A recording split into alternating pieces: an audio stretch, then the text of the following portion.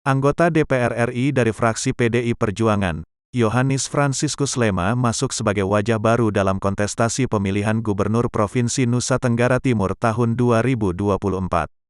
Berdasarkan hasil survei yang dirilis Lembaga Survei dan Konsultan Politik Carta Politika, legislator asal daerah pemilihan NTT 2 itu berada di urutan 4 dari beberapa nama kandidat kepala daerah pilihan rakyat dalam Pilgub NTT tahun 2024 mendatang.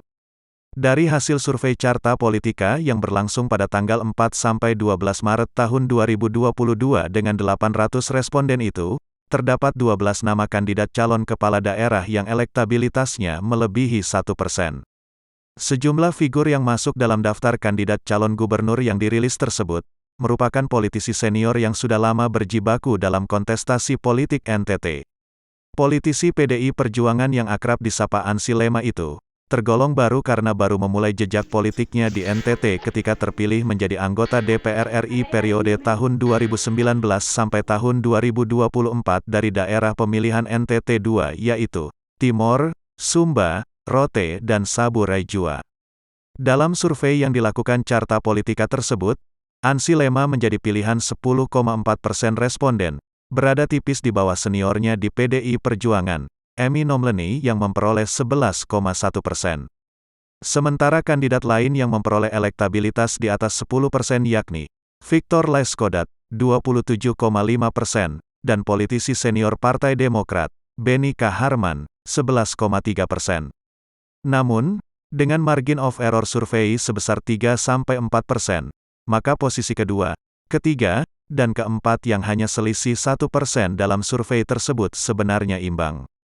Sedangkan kandidat senior lainnya yang mendapatkan persentase di bawah 10% yakni, Jeffrey Riwukore, 5,3%, Melki Lakalena, 4,3%, Eston Fonai, 4,1%, Cornelis Kodimete, 2,9%, Joseph Anna Soy, 2,1%, Patrice Laliwolo, 2%, Fari Jemi Francis, 1,5%, dan Alosius Lalomadi, 1,1%.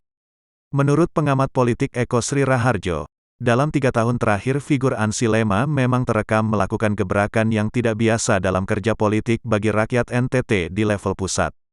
Gagasan, kritik dan kerja nyata bagi rakyat NTT nampak jelas, disaksikan langsung dan bahkan dinikmati oleh rakyat terutama nelayan, petani, dan peternak. Figur yang satu ini memberikan cara dan metode baru dalam berpolitik.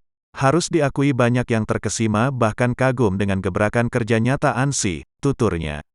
Menurut Eko Sri Raharjo, Ansi menjadi wajah baru dalam deretan nama-nama lama yang masuk dalam kandidat kepala daerah pada Pilgub NTT 2024 mendatang, bahkan posisinya bertengger di papan atas.